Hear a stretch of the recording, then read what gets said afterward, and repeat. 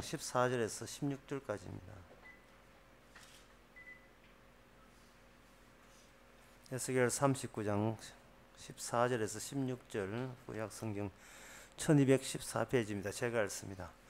그들이 사람을 택하여 그 땅에 너를 순행하며 장사할 사람으로 더불어 주민의 남아있는 시체를 장사하여 그 땅을 정결케 할 것이라. 7달 후에 그들이 살펴보되 순행하는 자가 그 땅으로 통행하다가 사람의 뼈를 보면 그 곁에 뼈를 세워 장사하는 자로 와서 하몬 골짜기에 장사하게 할 것이요 성의 이름도 하몬이라 하리니 그들이 이와 같이 그 땅을 정결케 하리라. 아멘.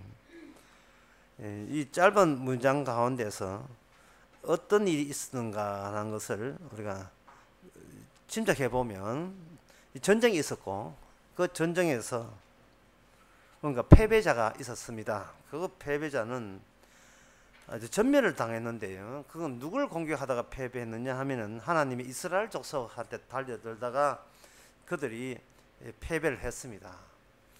그들이 이스라엘 땅을 공격하다가 패배를 한 그러한 경우는 이 오늘 본문에 나온 경우뿐만 아니고 홍해 바다에서 이미 그런 일이 있었습니다. 이스라엘 백성들이 바다 가운데 건너가니까 자기도 뭣도 모르고 똑같은 인간이니까 다 같은 땅이니까 같은 인간이고 같은 땅이니까 저희들 걸어가면 우리도 걸어갈 수 있다고 생각한 겁니다. 그들이 빼먹은 게 있어요. 그건 뭐냐 하면은 하나님과 동행한다는 그 점을 그들은 아주 중요시 않게 여겼던 겁니다.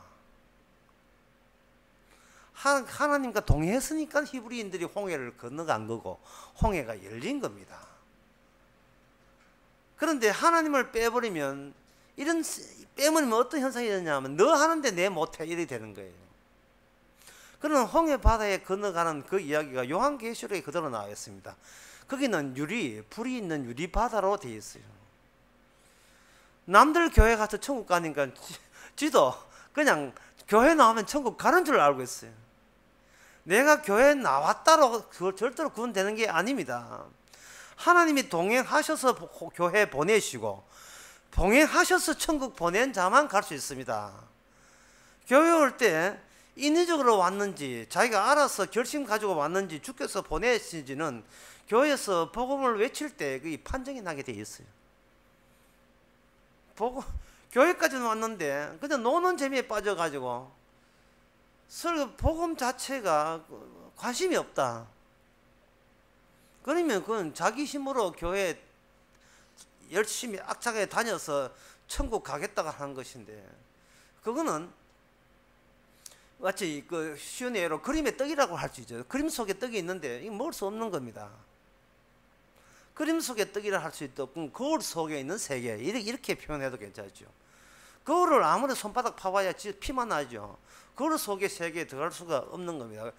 우리는 거울에 비칠 뿐인데 거울 속에 누가 들어가 있다면 그건 참 신기한 일입니다. 이처럼 성경은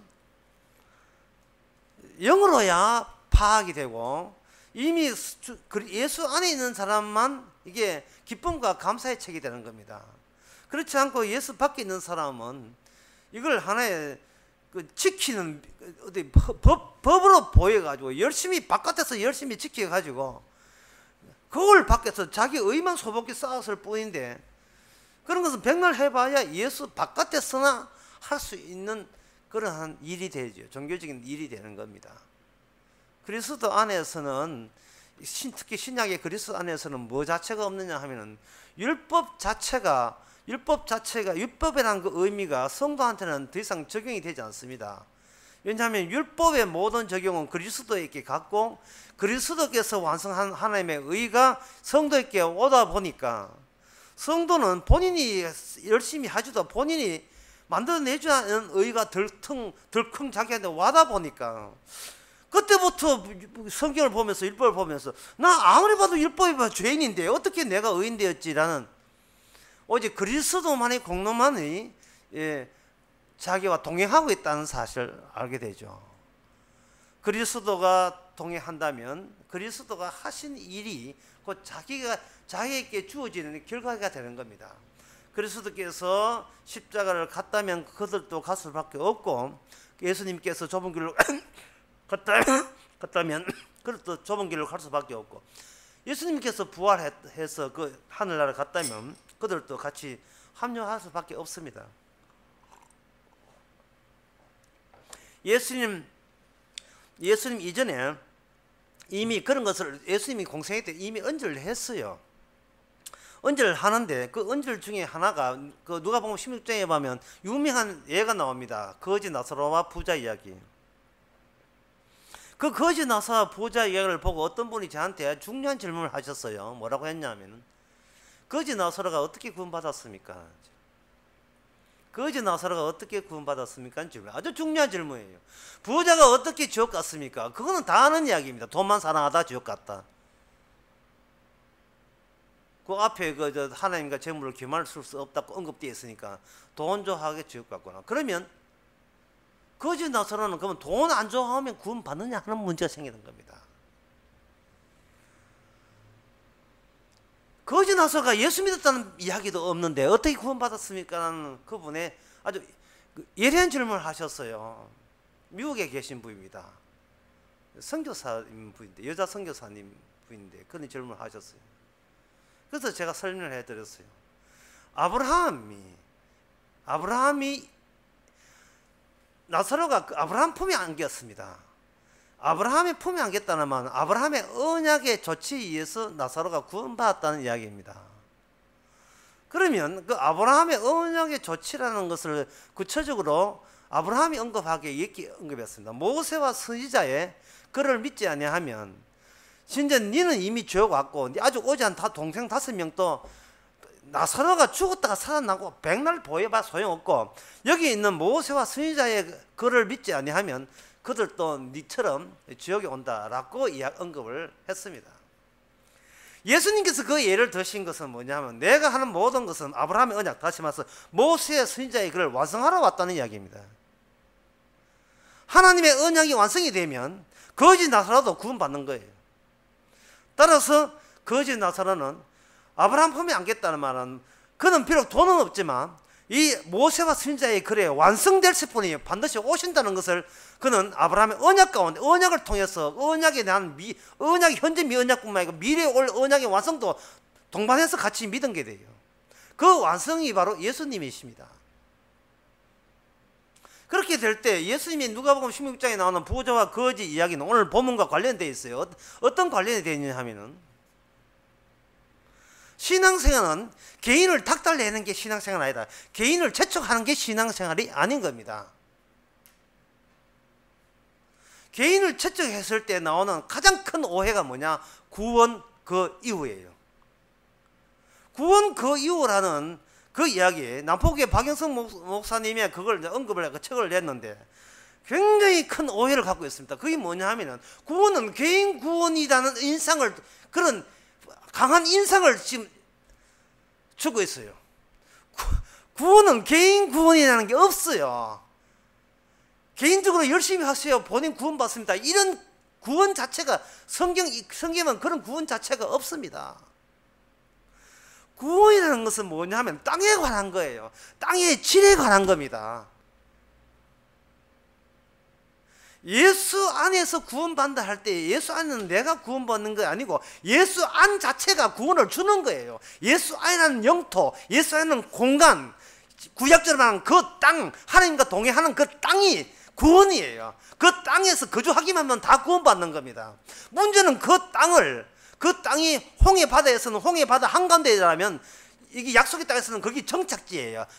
정지된 거예요. 정지된 땅에 이 고기라는 이 뭣도 모르고 언약 밖에 있는 인간들이 이스라엘 땅에, 그 거룩한 땅이 어떤 땅이든 분간도 못한 채 쳐들어온 겁니다. 기존에 자기가 살던 땅과 통일한 땅인 줄 알고, 마치 애굽의 바로 군대가 홍해를 건너가니까, 히브리인들이 가니까 자기도 따라가면 통과할 수 있을 줄 알고 똑같은 오해를 갖고 있습니다. 거룩은 착한 일 한 게 거룩이 아닙니다. 거룩은 하나님의 언약이 완성되고 언약이 실시되는 그것이 바로 거룩이에요. 그게 바로 구원이고, 구원이라는 것은 무엇이냐 하면은 본질을 덜추어내서 본질로 되돌아가는 게 구원입니다. 우리의 본질, 우리의 본질은 내가 아니고 우리의 본질은 예수 그리스도예요. 주님 때문에 우리들이 여기 있는 겁니다. 그 그리스도를 찾아가는 거, 그리스도의 하신 일을 바라보는 거, 그게 천국이고 그게 구원이요, 그게 자유고 그게 하나님 나라예요. 구원 그 이유라는 걸 개인에게 적용되지를 않습니다. 개인에게 구원 그 이유라는 자체가 성립이 되지 않아요. 그러면 그 땅을 어떻게 하는가? 오늘 본문에 정결한다는 말은 뭐냐면 그 땅에 대한 정결입니다. 그 신약을 나서 예수 안에 정결이에요. 그 땅에 대한 정결인데, 정결을 하려면 여기 두 가지 있어야 돼요. 들어올 수 없는 자가 어떻게 큰 심판을 받는가를 보여주고, 여기 들어왔던 자는 어떤 혜택을 입느냐를 보여주고, 두 가지에. 그러니까 여기 이 땅에 있는 이 역할을 하는 사람들은 두 종류의 역할을 하는 거예요.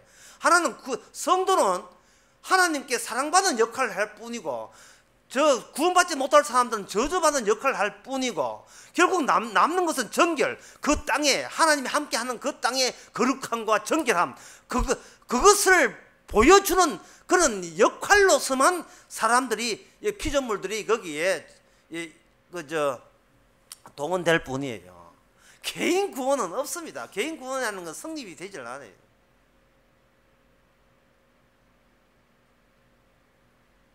작가가 드라마를 쓸 때에, 그래서 주인공이 굉장히 빛나요. 주인공 고생도 했지만 착하게 되었다. 사람들은 그걸 스타락 합니다. 별, 스타락 하거든요. 근데 스타 누가 만들어줬어요? 그 작가가 만들어줬잖아요. 스타라면 누가 스타는 작가가 스타예요. 우리 예수님이 스타지 성도는 스타가 아닙니다. 주께서 그렇게 만들어냈는데 왜 본인이 영광을 다 챙기고 난리 그렇게 합니까? 이미 그거는 우리가 마귀에 속했던 그 버릇이 그대로 이어져서 그래요. 오늘 본문의 내용은 이렇습니다. 이스라엘, 뭣도 모르고 이스라엘 덤벼들다가 그 사람들이, 그 고개 사람 다 전멸당해, 다 죽었어요. 그래서 다 죽으니까 얼마나 많이 죽었는지, 그게 하모나, 다시 말해서 이건 물이라는 그 성 이름도 물이에요. 집단적인 죽음이라는 뜻이에요. 집단적 죽음. 그게 하나의 이름으로 정착되었다는 말은 중요한 의미가 있다는 겁니다. 여기 집단적인 죽음이 어디서 일어나는가? 바로 이스라엘 사는 그 땅에서 일어나는 겁니다. 그렇다면 이 집단적인 죽음이라는 역할, 드라마에서 작가의, 예수님이 한 작가에서 그걸 쓰는 이유가, 에스겔 37장에 보면 거기에 뼈들이 나와요. 이 뼈들이 나오는데 뼈에게 인자가 가서 인자가 개입하고 성신이 개입해서, 그래서 뭔가 주고받고 대화하다가 이 뼈들이 어떻게 되는가 하는 보자 하니까 하나님의 성령이, 하나님의 신이, 말씀이 임하니까 뼈들이 스스로 소립되면서 뭐가 되느냐, 하나님의 큰 군대가, 저기 큰 군대가 하나님의 물이 집단이 된 거예요. 같은 땅에서 이스라엘은 죽은 데서 뼈에서 살아나는, 부활되는 이러한 무리가 되는 반면에 그 땅을 뭣도 모르고 덤벼들었던 이 집단들은, 이 고기라는 집단은 거기서 완전히 전멸당하는 겁니다.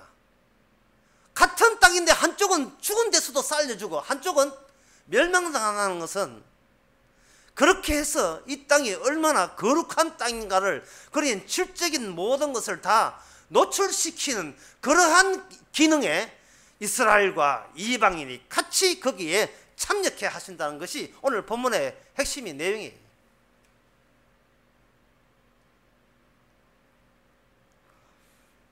여기서 하나님께서 인간을 어떻게 보느냐가 굉장히 중요한데요. 하나님께 인간을 보는 것은 그 저기에 있는 땅이 중요하고, 이 땅이 중요하고, 하나님은 관심사가 어떻게 내 땅을 거룩을 유지하느냐, 정결케 유지하느냐, 그것뿐이에요. 하나님 관심사는 그것뿐입니다. 한쪽은 죄에 대해서 합당한 심판을 해서 내가 이만큼 거룩한 걸 몰랐지, 이 정도는 무서워 라고 하면서 거룩을 보여준 반면에, 이쪽은 죄진 자를 하나님의 약속이 있어가지고, 사실은 예수님과의 그 사전에 조율이 있었죠. 예수님 안에서 예수님 대신 희생 덕분에 죽을 너희가 용서받아서 사랑으로 이렇게 거룩하게 되었다라는 것도 보여주면서 거룩을 또 보여주는 거예요. 그게 같은 땅에, 거룩한 땅에 나오는 두 가지의 속성의 모습이 그런 모습인 겁니다. 한 가지 예를 들면, 여러분들이 제가 여러분한테 질문할 테니까 여러분이 아는 그동안 배운 실력대로 답변해 보시기 바랍니다. 창세기 5장 21절에 에녹이 하나님과 동행하다가 죽음을 보지 않고 그냥 올라갔죠. 살았죠. 죽었다가 연속되더라도 에녹은 65세에 무두셀을 낳았고, 무두셀을 낳은 후에 300년 하나님과 동행하면서 자녀를 낳았으면 그가 365세에 항소했더라. 에녹이 하나님을 동행하더니 하나님이 그들을 데려가지 않았다 했습니다. 그러면 질문입니다. 하나님과 동행한 사람, 그 뒤에 노아 나옵니다. 노아는 왜 죽입니까? 안 죽여야죠. 노아 안 죽여야죠. 동행했었잖아. 같이 동행했잖아요. 에녹은 살려놓고 그 다음부터는 노아는 왜 죽입니까? 우리가 만약 소설 쓴다면 에녹부터 동행한 사람은 에녹이 제일 첫 번째 시발점이 되어서 그 다음부터는 다 살아나야 돼요. 다 중산 한 사람도 없어야 돼요. 성도 안에서는. 근데 노아 죽습니다. 왜 죽이십니까? 여기서 개인 사적인 구원, 개인 구원을 따지면 거기에 해답 없습니다. 개인 구원을 따지는 대표적인 것이 누구냐 하면 바로 구원파고 신천지거든요. 개인 구원, 이거는 그들이 어디서 나오는가? 개혁주의에서 나왔어요. 한국 교회 신학에서 나왔어요. 어쩌면 기독교 2000년 역사 속에서 그들이 사생아들이 기독교 역사 자체도 이상해요. 하여튼 내 보기에는. 왜 하나님께서 동행하실 때 여기 에돔은 살려놓고 그 뒤에 같이 동행했으면서 노아는 왜 죽이시는가 하면, 우리가 어디서 오해하냐면, 우리가 죽으면 우리는 그냥 나이 많아서 죽는 줄 알고 있어요. 죽는데 이유가 있습니다. 로마서 6장에 보면 죄의 값은 사망이니까 죽이는 것은 죽음 그 자체를 체험하려고 죽이는 게 아니고, 죽게 된 이유가 죄의 있음을 보여주기 위해서 죽이는 거예요.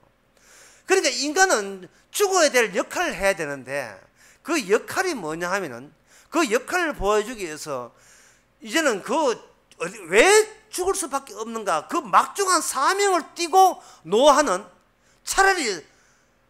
이미 동행하기 때문에 살았어요. 살았기에, 막중한 임무 때문에 살았기에 죽을 수가 있는 겁니다. 이미 예수 믿는 자는 이미 생명을 얻었기에 사도 바울은 충분히 고생해도 괜찮아요. 고생해도 괜찮아요. 사람은 사는 게 죽음을 향하여 달려가고 있다, 이렇게 생각하거든요. 대부분 사람은 그렇게 생각합니다. 성경에서는 예수 안에 있는 사람은 죽음을 향하여 달려가는 것이 아니고 본격적으로 죽음을 새로 시작하기 위해서 살아가는 거예요. 자, 진짜 죽음은 이미 우리가 알았다. 이제는 이 죽음이 어째서 이런 죽음이 왔는지를 본격적으로, 주여 우리 자신들을 통해서 죽음을 본격하여 주시옵소서 라는 식으로 시작하는 거예요. 구원 그 이유가 아니라, 구원 그 이유는 말을 바꿔야 돼요. 끝 그 이후에 끝 이후에 뭐가 있느냐, 끝이 될 수밖에 없는 이유가 있는 그런 기간이 남아있습니다. 이게 성도 담당이에요. 성도가 해야 될 담당입니다.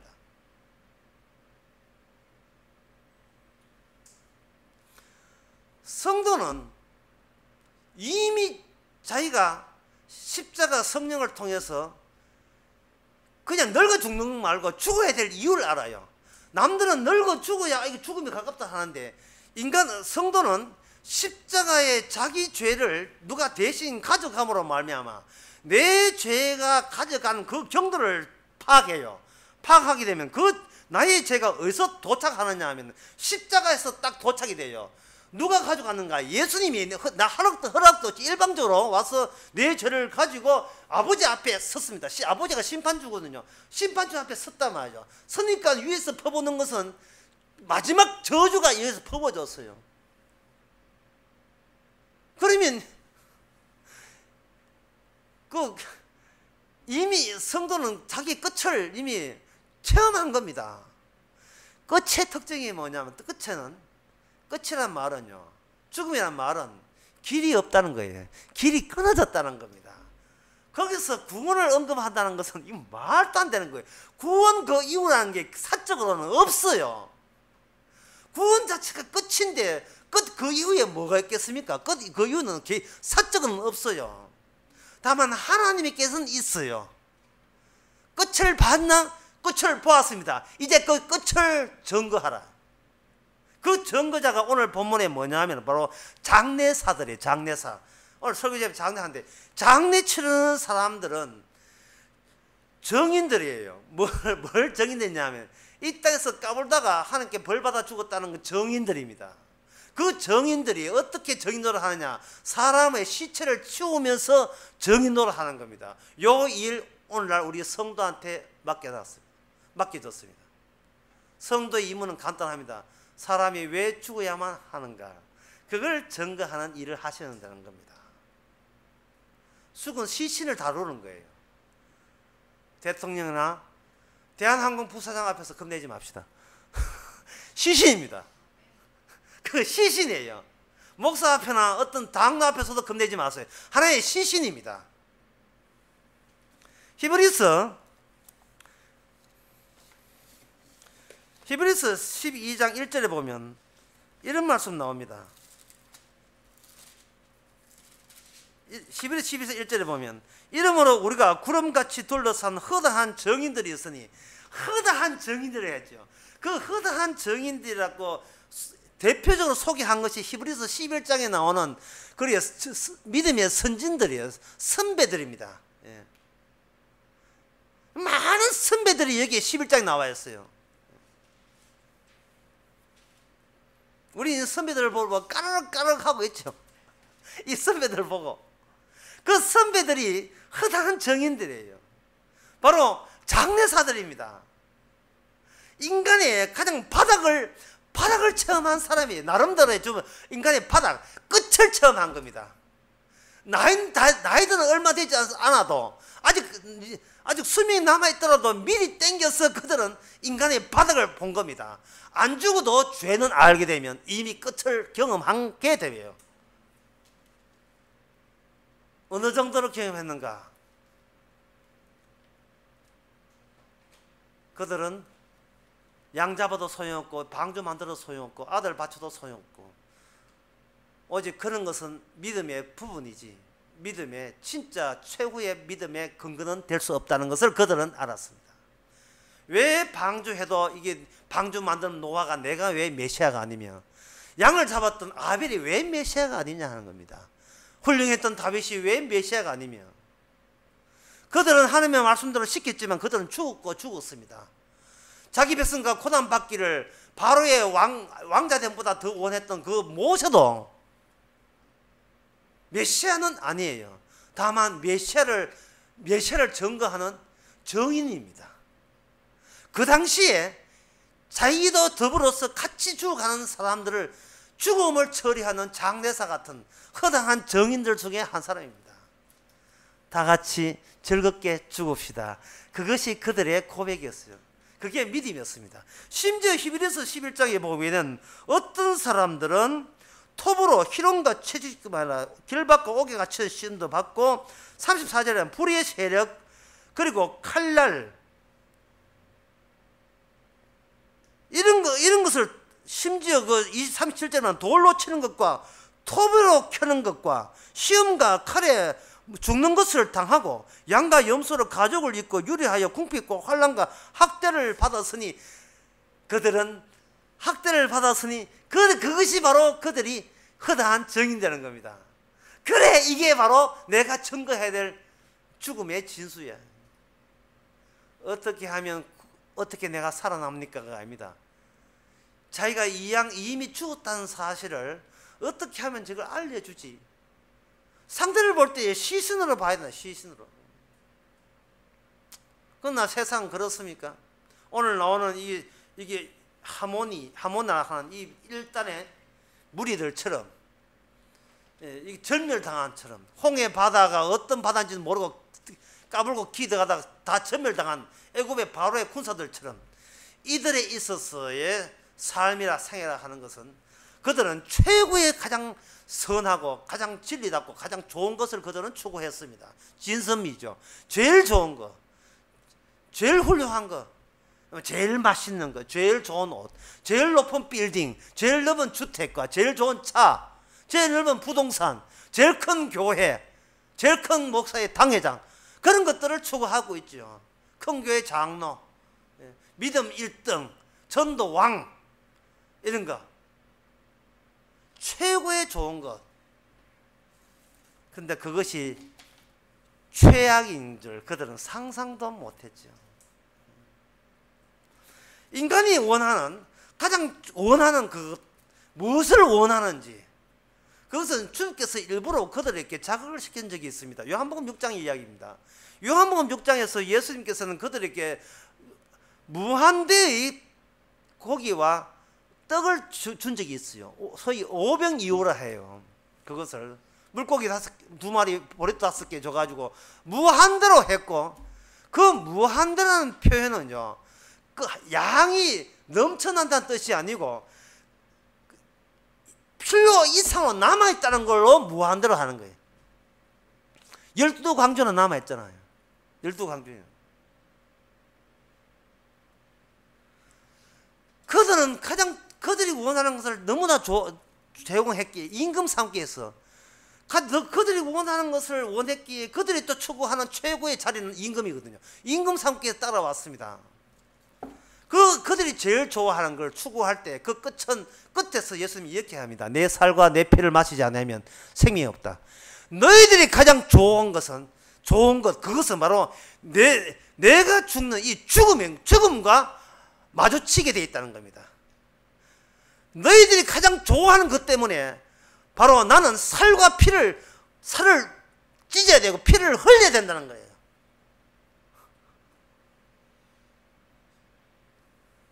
그들은 모두 다 사적 구원, 개인적 구원에 빠져 있습니다. 내게 좋은 것이 아마 하나님께도 좋을 거라고 그렇게 착각했습니다. 그들이 평생 살아가는 것은 하나님이 하신 일을 증거하는 것이 아니고 내 잘남을, 평생 동안 자기 잘남을 증언하는 정인으로 살아온 거예요. 자신의 죽음, 자신의 최악을 증거하는 것이 아니고, 자신의 죄를 증거하는 것이 아니고 자신의 잘났음을 증거하는 거죠. 그거는 자기 정인이지 주님의 정인이 아니고 죽음에 대한 정인이 아닌 겁니다.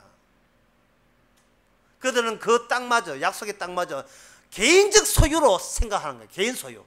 내가 가는 곳이 바로 나의 것이 된다는 그 사고방식을 그대로 유지하고 있습니다. 하지만 주님께서는 뼈에서 삶으로 말미암아 너희들은 뼈에 불과했다는 거예요. 뼈에서 다시 하나님의 군대가 될 때 이미 뼈에서 군대가 된다는 그 경로에서는 인간이 죽은 자기 때문에, 뼈기 때문에, 뼈가 스스로 자기에게 힘줄에 끼 맞추고 힘줄을 연결하는 힘을 자기가 쪽에서 끄집어낼 수가 없어요. 우리가 구원받는데 아무 힘도 우리는 감히 할 수가 없습니다. 감히 될 수가 없어요. 끄집어 들어갈 수가 없어요. 이것은 왜냐하면 내 구원은 내 구원이 아니고 주님의 자기 일이기 때문에 그렇습니다. 우리는 작품 안에 있는 역할이지 그 작품을 내 소유로 만들어서는 안 돼요. 천국이 내 것이 아니에요. 천국은 주님 거고, 그 주님 거 만드는 데 있어서 우리가 그냥 거기에 참여한 것 뿐이에요. 참여당한 겁니다. 하나님에 의해서. 참여당하면서 우리는 죽음이라는 게 뭐며 그 죽음이 어디서 왔는가를 정언하는 흔한 정인으로서의 역할을 우리가 맡은 겁니다. 그게 전부 다 다르겠지만. 그래서 하나님께서 에스겔을 통해서 에스겔 37장에서는 이스라엘을 뼈에서 살렸지만 그 땅에 그 하나님과 동행의 의미를 모르는 이 고가한테는 아주 집단적인 무덤을 만들었습니다. 그렇게 해서 그러한 기능이 작용하는 그 땅 자체가 정결한 땅이 되고, 그 정결한 땅에서 만약에 살아남는다면 그야말로 정결한 백성이요, 흠없는 백성이요, 거룩한 백성이 바로 너희들이라는 겁니다.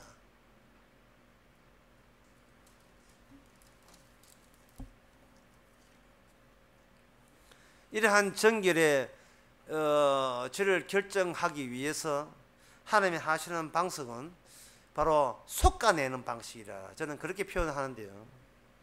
솎아낸다는 것은 뭐냐면 이제 가라지 솎아내서 솎아내는 거예요. 그래서 솎아낸다는 이 표현을 위해서 제가 한 예를 들자면, 여러분 태풍이 쳐서 만약에 나무 뿌리가 뿌리채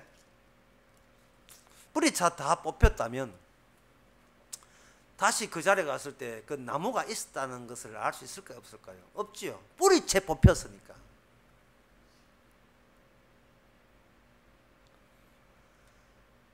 바로 주께서 말하는 정결한 세계, 거룩한 세계, 쉽게 말하면 천국이죠. 이 천국은 악한 자가 뿌리채 뽑혀가지고 그 땅에는 아예 악한 자가 언제 있으나 할 정도로 흔적 없이 날아가 버립니다. 태풍이 와가 뿌리채 뽑히니까. 하나님이 이러한 작업엔 실수나 실패라는 게 없습니다.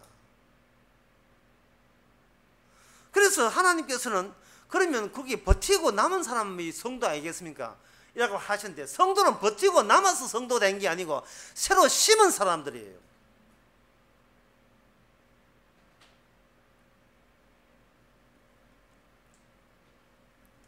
이거 새로 심었다는 이 생각을 하기 위해서는 소위 우리마저도 사실은 뿌리채 다 뽑혀져야 돼요. 내 것이 남아있으면 그동안 참 버틴다고 애먹었다 이렇게 되어버리잖아요. 그러면 조금이라도 주님의 공로 사례에다가 우리의 그 잘남이 거기에 스며들게 되어 있습니다. 그러면 우리가 뽑히지 아니하면 우리는 기어이 자기의 조그만 그 자존심 때문이라도 조금이라도 우리는 건지려고 애를 쓸 겁니다. 그래서 하나님의 방법을 어떤 방법이냐, 요거 말씀드리고 마치겠습니다. 어떤 방법이냐, 하나님은 성도를 하여금 일찌감치 벌을 주시고 시작하는 겁니다. 벌을 주시고 그의 벌을 합당한 죄를 짓게 하시는 겁니다. 방법이. 인간은 날 때부터 이단되는 거예요. 본인이 이단인 사람은 구원받은 사람이고 이단이 아닌 사람은 구원 못 받은 사람이에요. 이미 이단이 되어버리면 이단인 채 하는 모든 일에 대해서는 실수나 실패가 라는 게 있을 수 없습니다. 요건 머리 좋은 사람 아는 이야기입니다. 자, 처음부터 빵점은 수학 빵점, 영어 빵점 아예 할게. 철수야, 니 빵점이지, 빵점이. 니 어디 틀렸느냐? 빵점 자리에서는 어디 틀렸냐 하는 게 질문 자체가 성립이 안 돼요. 그래서 성도는 기본 소식 하나 드리겠습니다. 실수나 실패가 없어요, 인생에 실수나 실패라는 게 애초에 성립 자체가 되지는 않습니다. 실수 없는 인간이 얼마나 자유롭고 가뿐한 이 존재의 가벼움입니까? 얼마나 가벼워요. 실패한다는 자체는 아직도 자기한테 미련이 있다는 뜻이거든요.